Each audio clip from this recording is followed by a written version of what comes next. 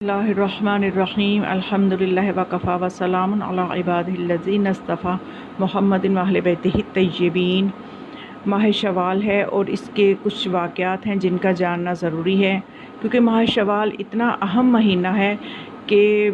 اگر دیکھا جائے تو رسول خدا صلی اللہ علیہ وآلہ وسلم کی زندگی میں بہت سی اہم جنگیں بھی اس مہینے میں ہوئیں۔ وہ شوال ہی کا مہینہ تھا جس میں جنگ احد ہوئی، کئی غزوے ہوئے، تو ہمیں اس مہینے کے بارے میں معلومات ہونی چاہیے۔ اور ایک واقعہ جس کے حوالے سے میں یہ ویڈیو بنا رہی ہوں وہ خاص طور پہ 8 شوال کے حوالے سے ہے، اور ہمیں اس واقعہ کو فراموش نہیں کرنا چاہیے، اگلی نسلوں تک پہنچانا چاہیے۔ اور اگر ہم ایسا نہیں کریں گے تو پھر ہمارے اور اگلی نسل کے درمیان ایک زمانی اور مکانی خلا واقع ہو جائے گا، جس سے ایک نسل کا دوسری نسل سے رابطہ ہی منقطع ہو جائے گا۔ تو اس صورتحال میں ہمیں چاہیے کہ ہم اپنی تاریخ کو اگلی نسلوں تک پہنچائیں اور ان کو بتائیں کہ کس روز کیا اہم واقعہ ہوا۔ اور یہ اس لیے 8 شوال جو ہے اس کو ہمیں اس سے غفلت نہیں کرنی چاہیے کہ 8 شوال کا جو واقعہ ہے وہ اس کے بارے میں ہمیں بتانا چاہیے، اور ہمیں کیا کرنا ہے اس واقعہ کے حوالے سے، ہمارا کیا فرض بنتا ہے غیبت امام علیہ السلام میں اس قسم کے واقعات کے حوالے سے۔ تو سب سے پہلے میں بتا دوں کہ 8 شوال جو ہے جب 1344 ہجری قمری کو آل سعود کے حکم پر درباری اور متعصب وہابی سلفی مفتیوں نے مدینہ منورہ میں واقع جنت البقیع میں شہزادی کونین فاطمہ الزہرا سلام اللہ علیہا کی طرف جس قبر کی نسبت تھی، کیونکہ بی بی کی قبر کے بارے میں حتماً تو کسی کو پتہ نہیں ہے، لیکن ایک نسبت تھی کہ یہ بی بی کی قبر ہے، اس کو اور وہ مقام جہاں پہ بیٹھ کے بی بی اپنے بابا کی یاد میں رویا کرتی تھی، بیت الحزن، اس مقام کو بھی اور 4 ائمہ علیہم السلام کے روزوں کو منہدم کر دیا گیا۔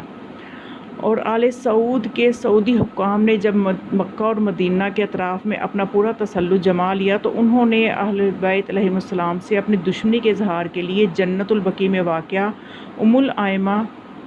حضرت فاطمہ الزہرا سلام اللہ علیہا اور 4 ائمہ معصومین علیہم السلام کے روزہ اطہر کو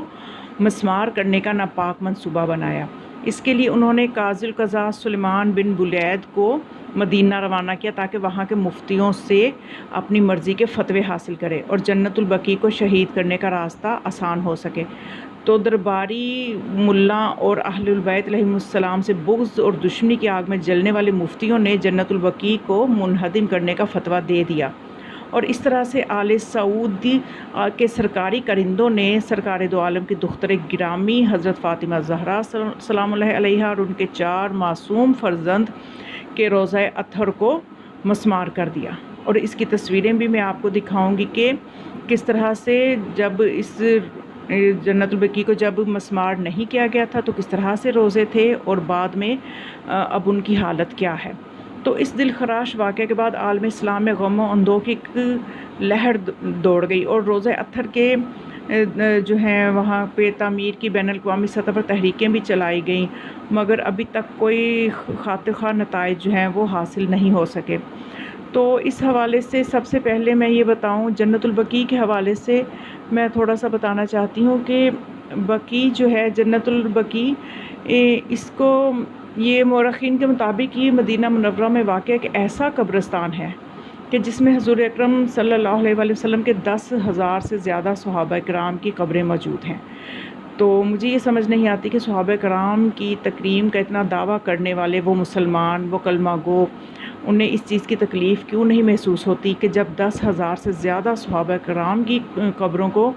مسمار کیا گیا ہے، تو وہاں پہ قبریں موجود تھیں، اور اس قبرستان کی جب توہین کی گئی ہے تو یہ موجودہ دور کے یا کسی بھی دور کے کلمہ گو کیوں اس چیز کی تکلیف محسوس نہیں کرتے۔ اور وہاں پہ امہات المومنین اور حضرت صلی اللہ علیہ وآلہ وسلم کے فرزند محمد بن ابراہیم اور ان کے چچا اور عبداللہ ابن عباس کی قبر بھی ہے۔ تو احادیث سے عالم اسلام کی کتابیں بھری پڑی ہیں کہ جس میں اس طرح سے بتایا گیا ہے کہ رسول اکرم صلی اللہ علیہ وآلہ وسلم کو ایک خاص لگاؤ تھا جنت البقیع سے،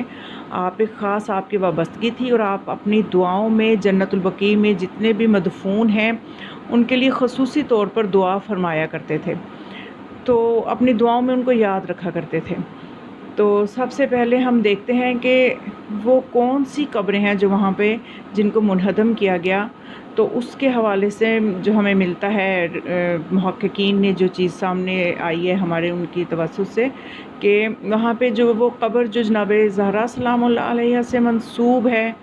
اور پھر بیت الحزن تھا وہاں پہ، اور فاطمہ بنت اسد سلام اللہ علیہ جو کہ مادر امیر المؤمنین علی علیہ السلام ہیں، ان کی قبر مطہر بھی وہیں پہ تھی۔ ان کی قبریں ابھی بھی وہیں پہ ہیں، لیکن مزارات جو ہیں ان کو منہدم کر دیا گیا۔ اور قبر مطہر ام البنین سلام اللہ علیہ بھی وہاں پہ ہے جنت البقیع میں۔ قبر ابراہیم فرزند پیغمبر اکرم صلی اللہ علیہ وآلہ وسلم، اور قبر اسماعیل فرزند امام جعفر صادق علیہ السلام، اور رسول اللہ صلی اللہ علیہ وآلہ وسلم کی جو لے پالک بیٹیاں تھیں، ان کی قبریں بھی وہاں پہ موجود ہیں، جو کہ جناب خدیجہ سلام اللہ علیہ کی بھانجیاں تھیں اور آپ صلی اللہ علیہ وآلہ وسلم کی زیر کفالت رہیں۔ اور حلیمہ سعدیہ کی قبر وہاں پہ ہے۔ رسول اللہ صلی اللہ علیہ وآلہ وسلم کے زمانے میں شہید ہونے والے اصحاب اور ناصرین رسول کی قبور بھی وہاں پہ ہیں۔ 1343 ہجری میں جب مکہ میں وہابیوں نے رسول اللہ صلی اللہ علیہ وآلہ وسلم کے دادا جناب عبد المطلب علیہ السلام کی مزار شہید کر دیا، تو اور اس کے بعد پھر رسول اللہ کے پیارے چچا جناب ابو طالب علیہ السلام کی قبر کو مسمار کر دیا۔ ملکۃ العرب جناب خدیجۃ الکبریٰ کی مزار کو بھی مسمار کر دیا۔ اس کے علاوہ نبی اکرم اور اہل بیت علیہ السلام کی تمام یادگاروں کو، نہ صرف جنت البقیع، نہ صرف جنت المعلیٰ کی قبروں کو مسمار کیا، بلکہ اہل البیت علیہ السلام سے منسوب جتنی یادگاریں تھیں ان کو بھی مٹا دیا گیا۔ جدہ میں جناب حوا سلام اللہ علیہ کی قبر کو بھی مسمار کیا گیا، اور ائمہ مطہر جو ہیں بقیع کے مزارات کو بھی منہدم کیا گیا، اور ان قبور کی قیمتی اشیاء اور تبرکات تک کو لوٹ لیا گیا۔ تو اس کے علاوہ قبر حضرت حمزہ سید الشہداء اور شہداء احد کی قبور کو بھی اس قدر مسمار کیا کہ خاک کے برابر کر دیا۔ رسول خدا صلی اللہ علیہ وسلم کے والدین تک کی قبریں جناب عبداللہ اور جناب آمنہ السلام علیہما کی گنبد کو بھی مٹا دیا گیا۔ قبر اسماعیل جناب امام جعفر صادق علیہ السلام کے جو فرزند ہیں ان کی قبر کو بھی مسمار کیا گیا۔ اس کے علاوہ بھی بہت سے ان کی ایسی دہشت گردیاں ہیں کہ جن سے انکار نہیں کیا جا سکتا، کہ جو تاریخ میں ثبت ہیں، سیاہ کارنامے، ان وہابیوں سلفیوں کے سیاہ کارنامے سے تاریخ بھری ہوئی ہے۔ تو یہ وہ اہم قبور تھی جن کو منہدم کیا گیا۔ اور اس کے علاوہ یہ کہ اب ہمیں یہ چاہیے کہ ہم اس سلسلے میں ہماری ذمہ داری ہے کہ اس دن کو یاد رکھیں اور اگلی نسلوں تک پہنچائیں کہ اس دن کیا ہوا، اور وہاں پہ مزارات کی دوبارہ تعمیر کے لیے ہم جو ہماری سے جتنی کوشش ہو سکے ہم وہ کریں، اور اپنی دعاؤں میں ہم اس چیز کو اپنی دعاؤں کا حصہ بنائیں کہ کبھی ظہور امام علیہ السلام جب ہوگا تو انشاءاللہ تو امام علیہ السلام تو ضرور جب عدل قائم فرمائیں گے تو ان کے عدل کا ہی یہ تقاضا ہوگا کہ جو اولیاء کی قبریں ہیں ان کی تعمیر کروائی جائے۔ تو پھر ہم یہ تو کر سکتے ہیں نا کہ امام علیہ السلام کے ظہور کے لیے دعائیں اپنی زیادہ سے زیادہ کریں تاکہ وہ ان ظلموں کا بدلہ لیں، کیونکہ امام علیہ السلام جب ظہور فرمائیں گے تو امام علیہ السلام کے پاس وہ تمام طاقتیں ہوں گی کہ جن طاقتوں کے بل بوتے پر کوئی بھی دنیا کا طاغوت کتنا ہی طاقتور ہو، کتنا ہی قوت والا ہو، وہ امام علیہ السلام کے آگے ٹھہر نہیں سکے گا۔ کیونکہ امام زمانہ علیہ السلام کے جو القابات ہیں ان میں سے ایک لقب ہے مبدل آیات۔ اس کے معنی ہے آیات خداوندی کا ظاہر کرنے والا، مبدی یعنی ظاہر کرنے والا، یا مقام میں ظہور آیات الہیہ یعنی آیات الہیہ کے ظاہر کرنے کا مقام۔ تو ظاہر ہے کہ جب سے زمین کی خلافت قائم ہوئی ہے، انبیاء و مرسلین نے خلق کی ہدایت کے واسطے آیات الہیہ کو ظاہر فرمایا تاکہ مخلوق ہدایت پا سکے،